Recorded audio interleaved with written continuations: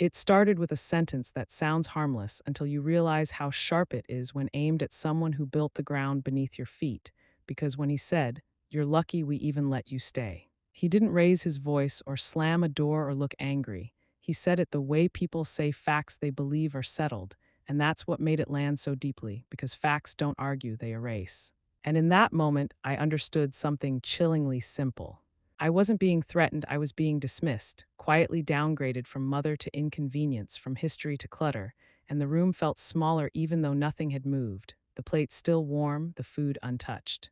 The kind of dinner where silverware makes too much noise because no one knows what to say after something irreversible has been spoken.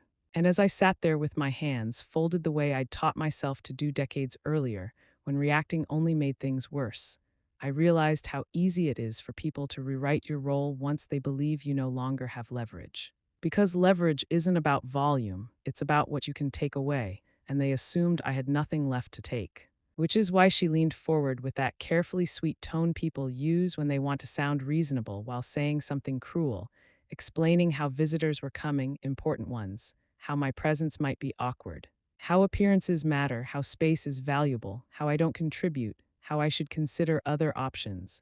Options that sounded suspiciously like disappearing politely so no one would feel uncomfortable. And what stunned me wasn't the words themselves, but the confidence behind them, the confidence of someone who believes the story is already over, who thinks the ending has been decided, and all that's left is managing the exit. And I remember looking at my son, waiting for him to interrupt, to soften it, to laugh it off, to say anything that would remind me I still mattered. But he didn't. He scrolled on his phone like the outcome no longer concerned him. Like this was logistics, not lineage. And that indifference hurt more than any insult, because insults can be fought, but indifference is a locked door. And suddenly I saw the room differently. Not as a place of shared memory, but as a stage where my role had quietly been rewritten without my consent. The table I'd refinished myself, now just furniture. The walls that held years of laughter, now just backdrops. The garden I tended, now an eyesore, and I wondered when exactly I'd crossed the invisible line from being needed to being tolerated, because it doesn't happen all at once. It happens in small permissions you give, small silences you choose, small compromises that feel harmless at the time, like letting someone else decide what's best because you're tired of explaining yourself, because you don't want to be difficult, because you believe love means yielding.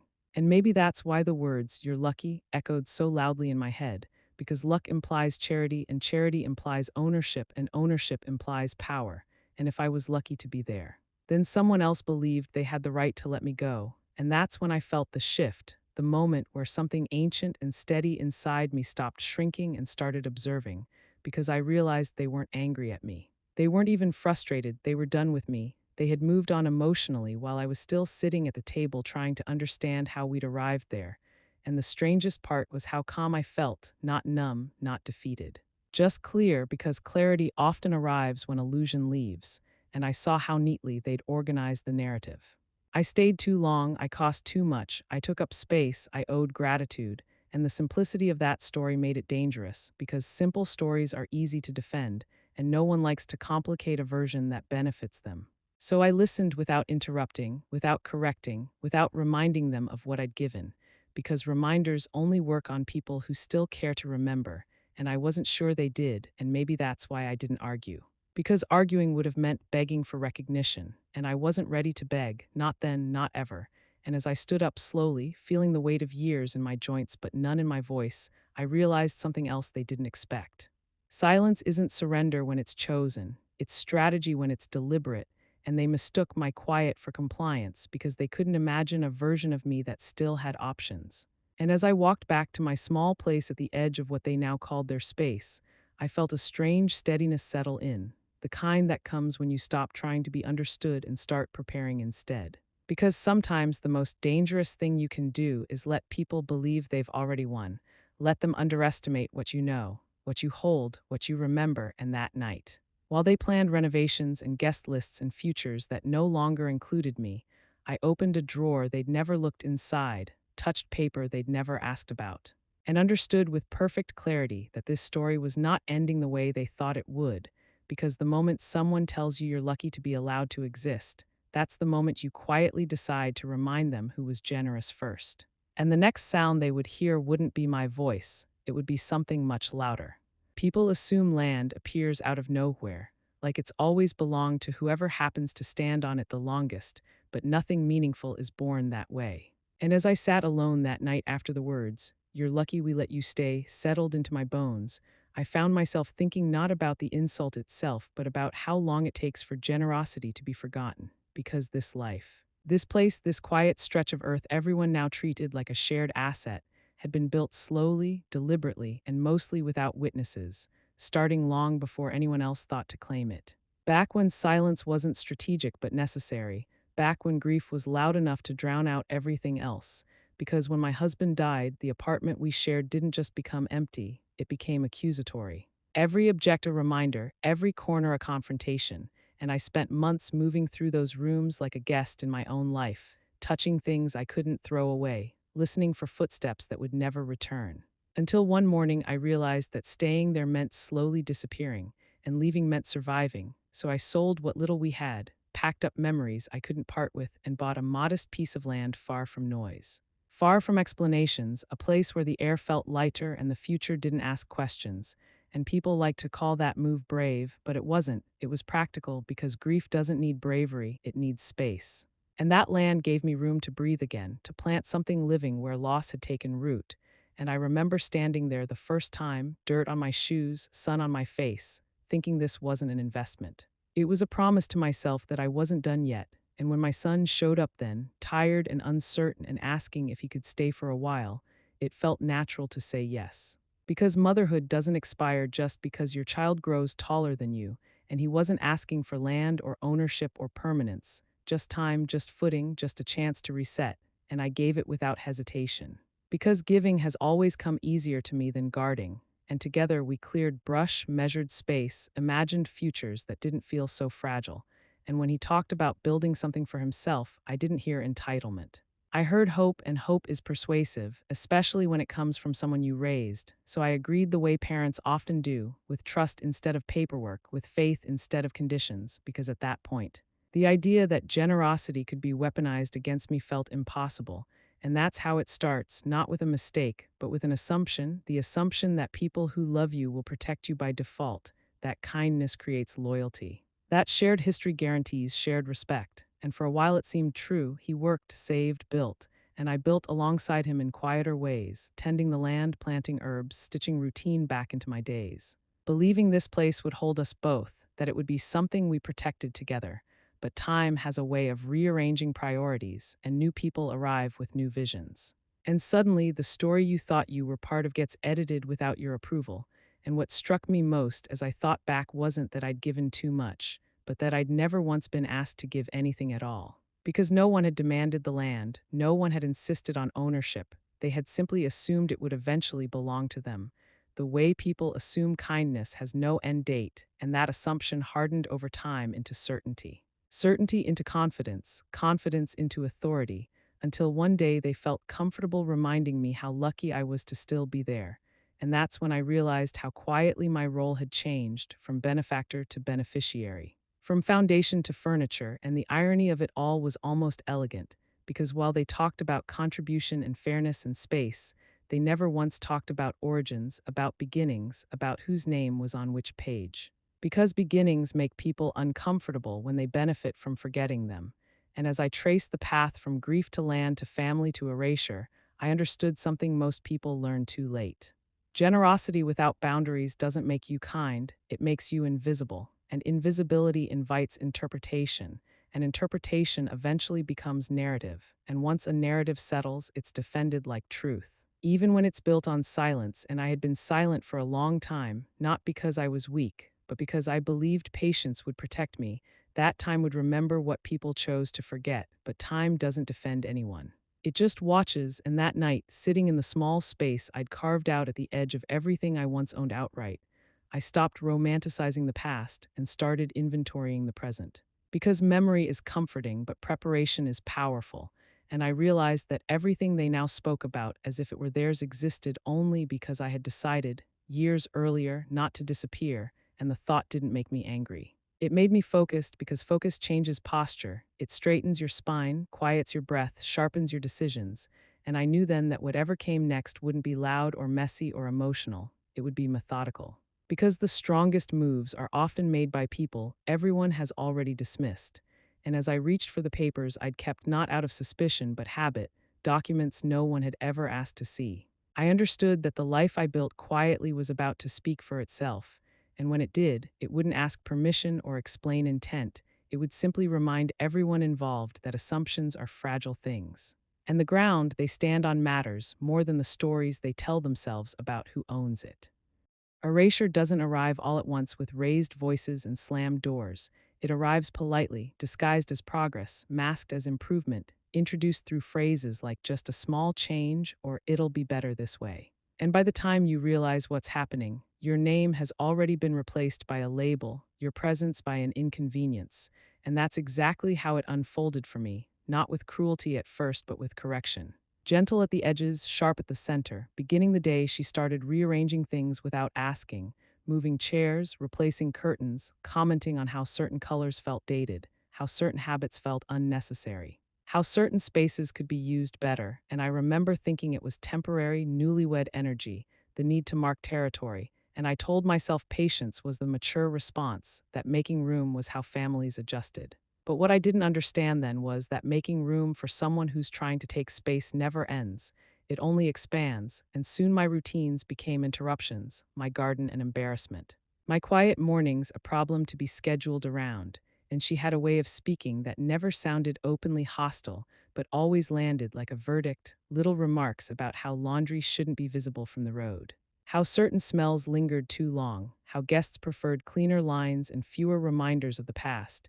And every time I heard those comments, something in me flinched, not because I disagreed, but because I recognized the intention beneath them, the slow editing of an environment to remove anything that didn't fit a newer, shinier story, and my son, once eager and involved, grew distant in ways that were easy to miss if you weren't looking closely. Shorter visits, fewer questions, eyes drifting elsewhere when I spoke, as if listening had become optional, and the land itself seemed to change under that dynamic. Fences went up where none had been before, paths shifted, lights installed that cast long shadows over my little place at night, making it feel smaller, more temporary, like a structure waiting for permission to be removed. And then there was the language, because language is always the first thing to change when respect erodes.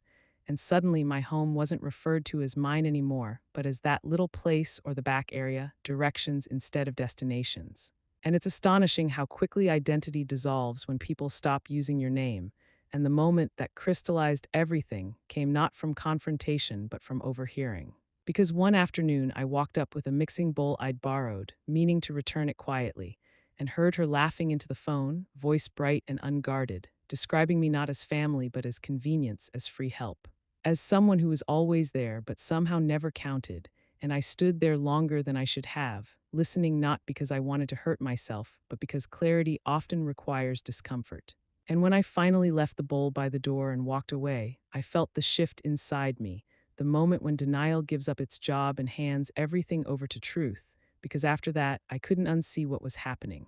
The way gatherings expanded everywhere except near my door, the way paths were blocked during parties so guests wouldn't wander too far back, the way my existence was managed rather than included. And the most unsettling part was how normalized it all felt, how easily people adapt to minimizing someone once they decide that person has outlived their usefulness. And I noticed how often I adjusted myself to avoid friction. Watering plants at odd hours, staying inside during events, making myself smaller so no one would feel inconvenienced. And that's when I realized erasure isn't something done to you, it's something you're slowly trained to participate in. Because compliance feels safer than confrontation, especially when you're told it's temporary, that it's just how things are right now. And I kept telling myself that surely there was a limit, surely at some point someone would notice, correct course. Remember, but memory is unreliable when comfort is at stake, and the more comfortable they became, the less space there was for me, until one afternoon I noticed small markers in the ground where my garden had been. Thin plastic stakes outlining future plans, and when I asked what they were for, the answer came casually, almost cheerfully, like it was already decided and no longer required my input. Because decisions are easiest to announce after they're finalized, and I remember standing there looking at the soil I'd tended for years, suddenly reclassified as potential, as opportunity, as something to be cleared. And I understood then that this wasn't about gardens or cottages or aesthetics. It was about control, about redefining ownership through repetition and assumption, and the quiet part of me that had been observing, preparing, counting finally reached a conclusion that felt less like anger and more like resolve. Because once you recognize the pattern, you stop reacting to individual moments and start responding to the whole design. And that night, as I listened to laughter and music drift across the land I'd once stood on alone, I stopped wondering how far they would go, because the answer was obvious. They would go as far as I allowed. And the only reason they'd been able to erase me so slowly was because I'd mistaken endurance for safety, when in truth, endurance without boundaries is just permission. And as I sat there, feeling smaller to them and clearer to myself, I knew the next step wouldn't be loud or emotional or visible, because the most effective corrections rarely are. And while they planned expansions and improvements and futures that no longer accounted for me, I was finally done shrinking, finally done adjusting, finally done waiting for someone else to remember what they owed, because when erasure begins slowly, restoration has to be deliberate, and I was ready to begin. There are sentences that don't just end conversations, they redraw boundaries you didn't realize were already being erased, and when the words "were not a charity" were finally said out loud, they didn't arrive as an explosion but as a conclusion, spoken with the calm assurance of people who believe they've already justified themselves. And in that moment, I understood that everything leading up to it had been preparation. Every small correction, every quiet exclusion, every decision made without me had been rehearsing for this line, because calling someone a burden is easier when you first convinced yourself they contribute nothing. And it happened on a morning that looked ordinary from the outside, sunlight cutting across the kitchen counter, the hum of activity that no longer included me. When my son came by with that careful tone people use when they're about to suggest something they know will hurt but have already framed as reasonable, talking about options, about care, about how things might be easier somewhere else. And I listened as if he were describing a move that had already been scheduled, because that's how it felt, like the decision had been made and my role was simply to agree without causing discomfort. And when I asked what had changed, really changed, he hesitated, glanced toward the house that now felt more like a headquarters than a home, and said words that echoed later in my chest long after he left. Words about fairness, about contribution, about how it wasn't sustainable for them to support someone who didn't pay rent or utilities, as if support had ever been part of the agreement, as if my presence had been an expense instead of a foundation. And then she stepped in. Arms crossed, expression settled, and delivered it cleanly, efficiently, without apology. "We're not a charity," as if that single phrase absolved everything that came before it, and what struck me wasn't the insult but the logic. Because charity implies benevolence, benevolence implies ownership, and ownership implies the right to withdraw, and they were speaking from a position they believed they'd earned simply by living comfortably long enough. And I stood there listening to myself being reclassified from family to liability, from mother to line item, and the strangest thing happened. I didn't feel defensive, I felt detached. Because once someone reduces your life to a balance sheet, there's nothing left to argue, only facts left to confirm, and I realized then that they genuinely believed their version of the story. That they had convinced themselves I'd been taken care of rather than remembered, accommodated rather than respected, and that belief gave them confidence, the kind that doesn't shout or hesitate, the kind that speaks softly and expects compliance. And when they suggested assisted living, state-run, practical, efficient, framed as care rather than removal, I saw how neatly they'd packaged disappearance as kindness, how easily concern can be used to mask convenience, and I understood that they weren't trying to hurt me, they were trying to simplify their lives, and I had become the complication, and that realization hurt more than anger ever could. Because anger implies engagement, and this was resolution, and still, I didn't interrupt, didn't remind them of history, didn't list what I'd given or what I'd built or what I'd sacrificed, because listing requires an audience willing to listen. And they weren't, and something in me shifted from endurance to finality, because I could see the path clearly now, the garden marked for removal, the cottage described as temporary. The next conversation already drafted where I would be told timelines instead of asked preferences, and the words "were not a charity" echoed not as a judgment but as a miscalculation, because charity isn't what I'd given them. I'd given them access, trust, permission, and permission can be revoked, and I remember looking at their faces, so certain, so comfortable, and realizing they believed the story ended with me agreeing, quietly, gratefully. Packing what little I had and making it easy for them to move forward without guilt, and I almost admired the efficiency of it, the way discomfort had been engineered out of their plan, except for one thing they hadn't accounted for. The possibility that silence wasn't compliance, that stillness wasn't surrender, that patience had an expiration date, and as I nodded and thanked them for their concern, I felt their relief. The relief of people who think the hard part is over, who believe they've handled a delicate situation well, unaware that the real decision had already been made elsewhere, because while they were calculating costs and fairness, I was calculating timing, and timing is what separates reaction from consequence. And that night, as I sat alone with the papers spread out before me, reading names, boundaries, signatures, and the quiet truth printed clearly in ink, I understood how dangerous it is to confuse kindness with weakness, because kindness waits, but weakness gives up, and I had done neither, and as the house lights glowed in the distance, plans forming behind walls that no longer included me, I realized that the phrase meant to diminish me had done the opposite. It had clarified everything, because when someone tells you they're not a charity, they're telling you they believe they own what they've been allowed to use, and that belief, more than anything else, told me it was time to stop waiting for permission and start preparing for the moment they would finally understand what had always been true, that generosity doesn't transfer ownership, and silence doesn't erase names written in ink.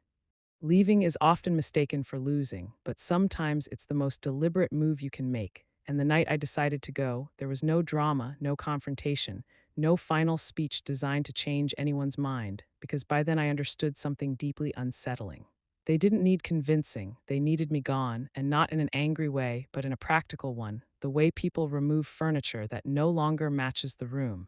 And that clarity made the decision simple, even if it wasn't easy. Because once you realize you're being tolerated instead of wanted, staying becomes a form of self erasure, and I had already erased myself enough, so I packed slowly, methodically. Not out of sadness, but out of respect for the life I was choosing to carry forward, folding clothes that still held stories, touching objects that had survived longer than some relationships, choosing what mattered and leaving the rest without resentment, because resentment is heavy and I needed to travel light.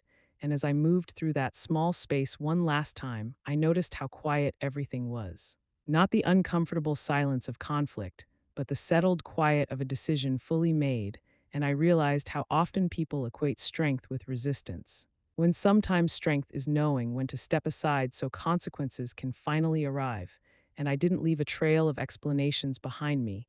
I didn't itemize grievances or demand acknowledgement. Because explanations invite arguments, and arguments keep you tied to outcomes you no longer want to negotiate.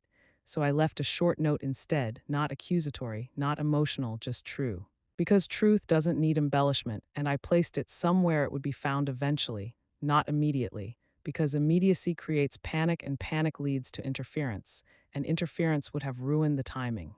And timing mattered more than closure. And as I locked the door, feeling the weight of the key in my hand for the last time, I understood how thoroughly they would misinterpret this moment, how they would see my leaving as proof that they were right, that the situation had resolved itself neatly, that my silence had finally become compliance, and that misunderstanding gave me a strange sense of calm because when people believe they've won, they stop watching closely. And that's when the ground shifts beneath them. And as I walked away in the early hours, the air cool and indifferent, I felt none of the panic they would later feel. None of the urgency, none of the disbelief, only focus. Because I wasn't leaving in defeat, I was leaving to act, and action requires distance.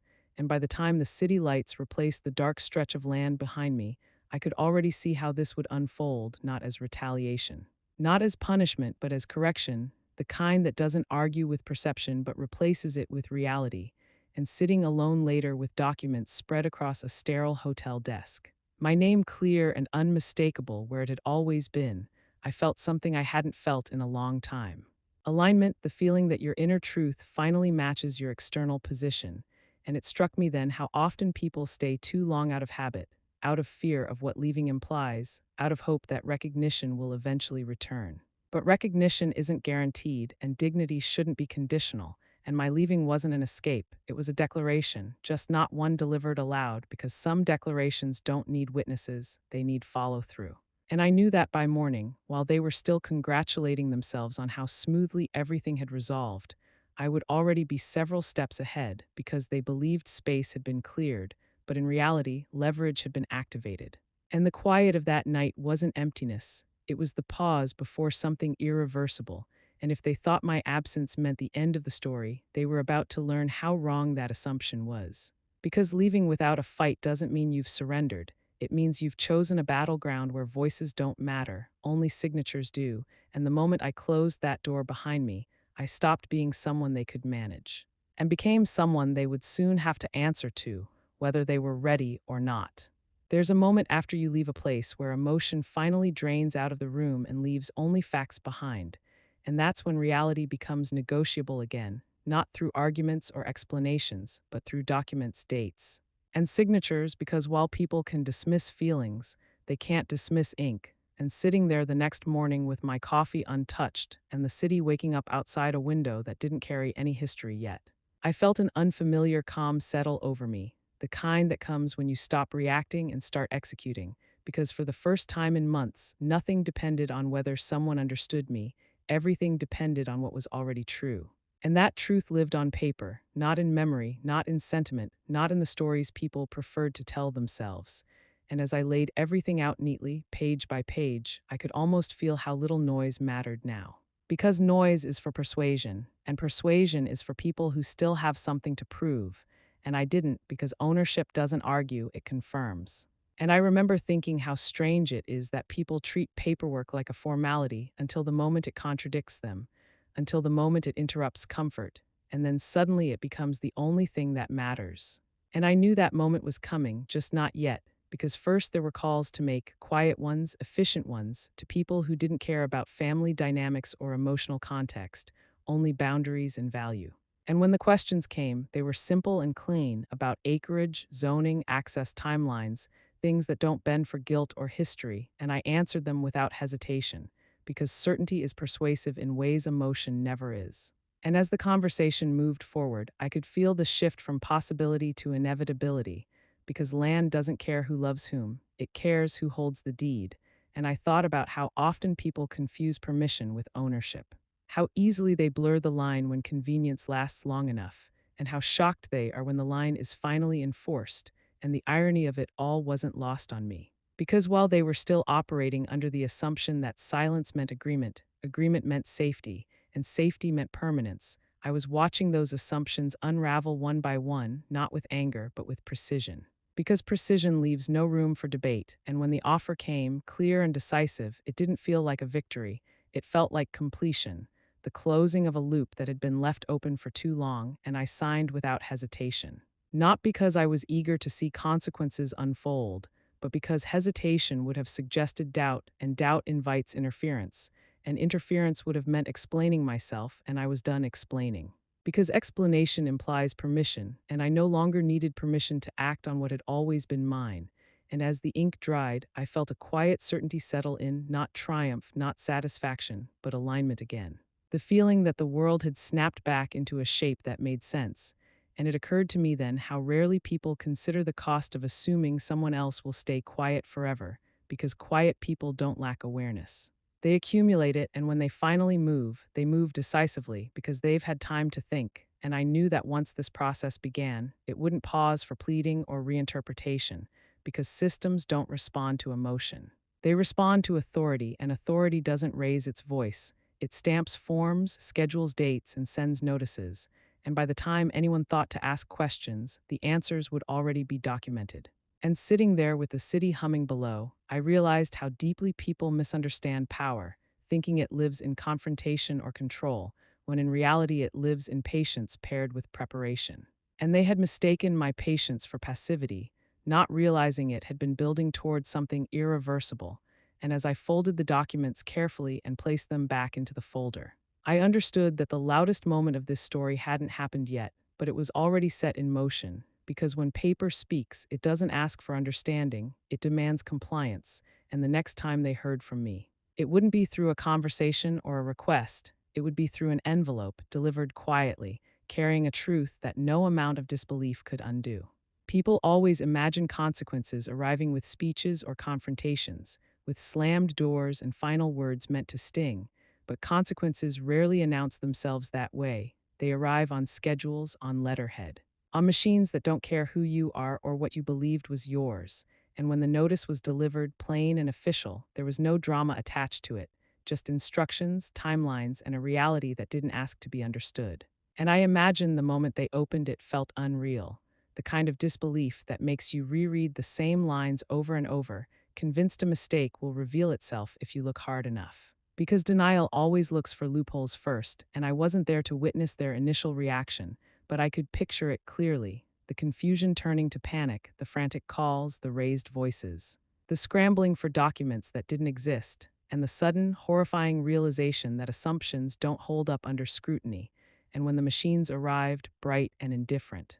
The sound carried farther than any argument ever could, cutting through routines and conversations, forcing attention where none had been paid before. And I know the neighbors noticed, because public unraveling is always louder than private dismissal. And I know they protested, because people protest hardest when they realize too late that their certainty was misplaced.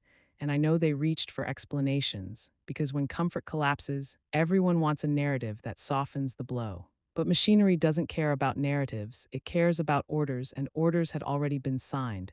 And as the first barrier came down, the illusion of permanence went with it, piece by piece, structure by structure, until what they'd believed was stable was revealed to be temporary all along.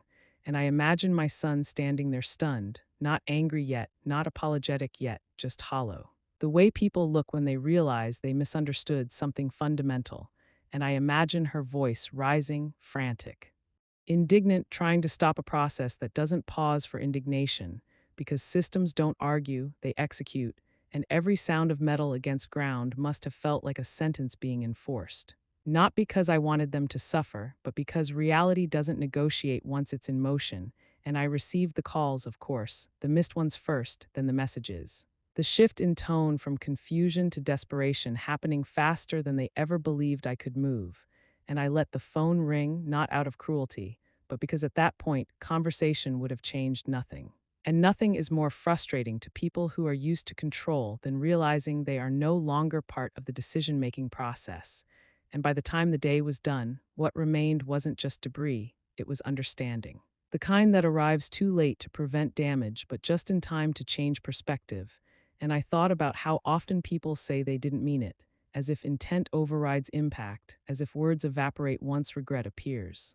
And while I didn't take pleasure in the destruction, I didn't look away from it either, because witnessing is part of accountability, and accountability doesn't require vengeance, it requires follow-through. And as I stood far from the noise, far from the chaos, I felt neither triumph nor grief, only closure, because this wasn't about teaching a lesson, it was about restoring balance, and the balance had been off for a long time, tipped by assumptions and entitlement, and now, finally, it had corrected itself, not through argument, but through action, and the sound that carried across that land that day wasn't anger or revenge, it was the unmistakable sound of certainty, the sound that comes when reality catches up to belief. And the truth no one wants to hear becomes impossible to ignore, because silence had done its work, and when the machines finally stopped, the message was clear without a single word being spoken. What you build on borrowed ground will never truly belong to you, and the cost of forgetting that is always louder than the lie that allowed it. After the noise fades, after the machines leave and the dust settles, there's a kind of quiet that feels different from the one you started with, not empty, not heavy, but resolved, and standing in that calm for the first time. I realized this story was never about land or houses or even betrayal.